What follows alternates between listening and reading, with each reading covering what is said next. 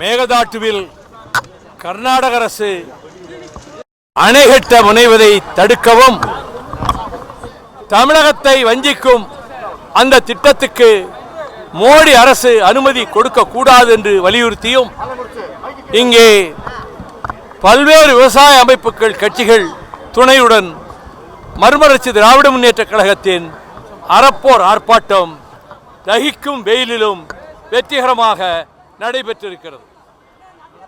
வருகிற 7ஆம் தேதி ஆளுநர் அர்லேக்கருடைய நடவடிக்கையை கண்டித்து திருவள்ளுவர் சிலைக்கு அவர் காவி துணியை போர்த்தியதை கண்டித்து வந்தே மாதரத்தை திணிக்க முற்படுகிற ஆளுநர் அர்லேக்கரை போக்கை கண்டித்து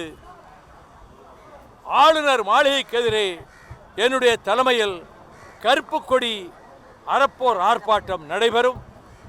பனகல் மாளிகையின் எதிரே நாங்கள் திரள்வோம்.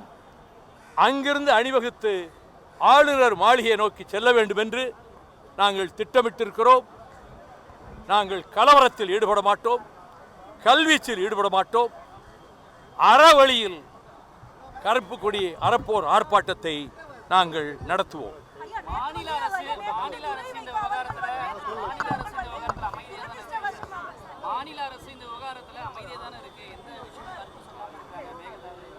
மேகதாது விஷயத்தில் பி.ஆர். பாண்டியன் சொன்னார், 3 முறை, ஒரு முறை விவசாய சங்கத்தினரை அழைத்து 3 முறை வழக்கறிஞர்களை அழைத்து முதலமைச்சர் ஆலோசனைகள் மேற்கொண்டு அடுத்தடுத்து என்ன நடவடிக்கைகளை மேற்கொள்ள வேண்டும் என்று அவர்களிடம் அறிவுறுத்தியதாக இந்த பிரச்சனையை தலையாய பிரச்சனையாக தொடக்க காலத்திலிருந்து முன்னின்று போராடி வருகிற காவிரி விவசாயிகள் சங்க தலைவர் தோழர் பி.ஆர். பாண்டியன் அவர்கள் இதற்குரிய விளக்கத்தை சற்று முன்புதான் முதலமைச்சர் நிலைப்பாட்டை பற்றி கூறினார்.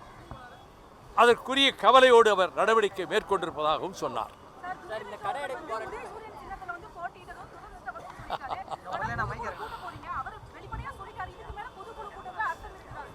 என்னம்மா நீங்களா ஒரு கற்பனை பண்ணிட்டு பொதுக்குழு கூட்டுற அர்த்தம் இருக்கா அர்த்தம் இல்லையான்னு நீங்கள் உங்கள் மனசுக்கு அர்த்தம் இல்லாமல் இருக்கலாம். இந்த பாவப்பட்ட ஜென்மங்கள் ஒரு கட்சி நடத்துகிறோம்ல, எங்களுக்கு அர்த்தம் இருக்கும்ல, உங்களுக்கு அர்த்தம் இல்லாமல் இருக்கலாம். நாங்கள் திராவிட முன்னேற்ற கழகத்தின் தலைமையிலான கூட்டணியில் உறுதியாக நின்று அனைத்து தொகுதிகளிலும் தங்கள் உடல் பொருள் ஆவியையும் தத்தம் செய்ய போராடி பணியாற்றிய போதும் 34 தொகுதிகளில் நான் திராவிட முன்னேற்ற கழக வேட்பாளர்களை ஆதரித்து ஒவ்வொரு இடத்திலும் 1 மணி நேரம் என்னுடைய உணர்ச்சிகளை கொட்டி திமுக கழகத்துக்கு ஆதரவாக பிரச்சாரம் செய்ததில் 24 தொகுதிகளிலே திமுக கழகம் ஜெயித்திருக்கிறது. திமுக கழகத்தின் ஆதரவால் தான், அவர்களின் வாக்குகளால் தான் எங்களின் 2 சட்டமன்ற உறுப்பினர்கள் வெற்றி பெற்றார்கள்.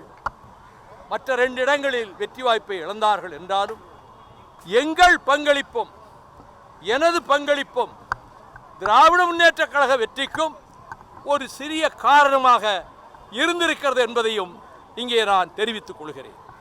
ஆனால் மற்ற கட்சிகளுக்கெல்லாம் அதிக இடங்கள் கொடுக்கப்பட்டு, நான் கட்சிகளின் பெயர்களை சொல்லி நான் யார் மனதையும் புண்படுத்த விரும்பவில்லை. 10 இடம் பிளஸ் ராஜ்யசபா, ஒரு கட்சிக்கு 8 இடங்கள், ஒரு கட்சிக்கு 27 இடம் பிளஸ் ராஜ்யசபா, மற்ற 2 கட்சிகளுக்கு 5 இடங்கள். முஸ்லிம் லீக் 1க்கு தான் 2 இடங்கள் கொடுத்தாங்க, எங்களுக்கு 4 இடங்கள்.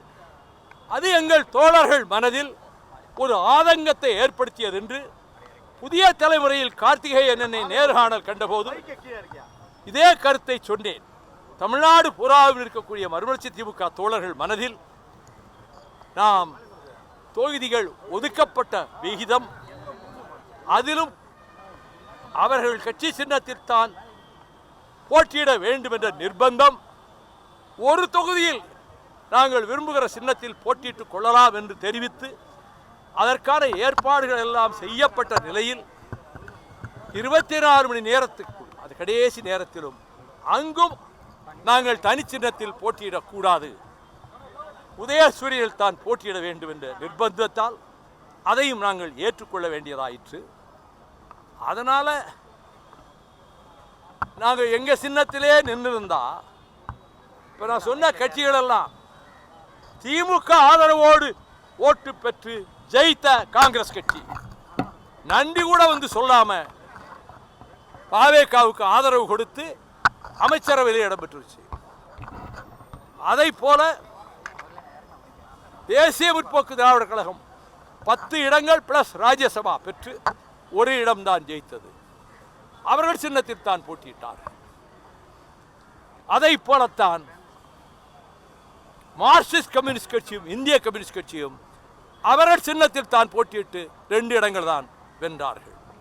எனவே எங்களுடைய மனதிலே இப்போ நம்ம தனி சின்னத்தில் நின்றிருக்கலாமோ என்ற எண்ணம் இருந்ததால் அந்த ஆதங்கத்தை அவர் வெளிப்படுத்தியிருக்கிறார்.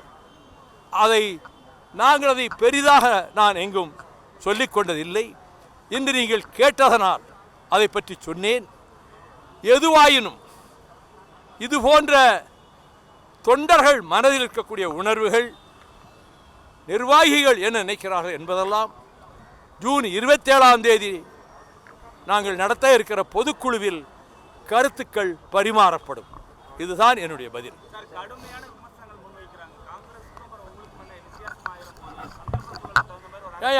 காங்கிரஸ் ராஜ்யசபாவும் 27 சீட்டு வாங்கிட்டு மந்திரி சபையிலே சேர்ந்துட்டாங்களே, எப்படி எங்களை அவங்களையும் கம்பேர் பண்றீங்க?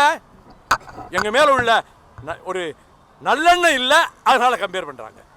அவங்களை எங்களை எப்படி கம்பேர் பண்ண முடியும்? எங்களையும் சிறுத்தைகளை எப்படி கம்பேர் பண்ண முடியும்?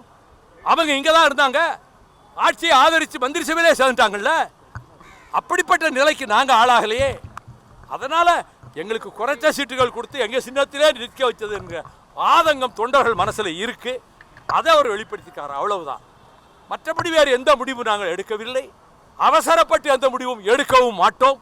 பொதுக்குழுவிலே ஆற அமர எல்லோருடைய கருத்துக்களும் பரிமாறப்பட்டு அதற்கு பிறகுதான் எதிர்காலம் தேர்தல் வரும்போது தான் தேர்தல் கூட்டணி பற்றி பேசுவோம். எதிர்கால திட்டங்கள், செயல் திட்டங்கள் அவை பொதுக்குழுவிலே தீர்மானிக்கப்படும்.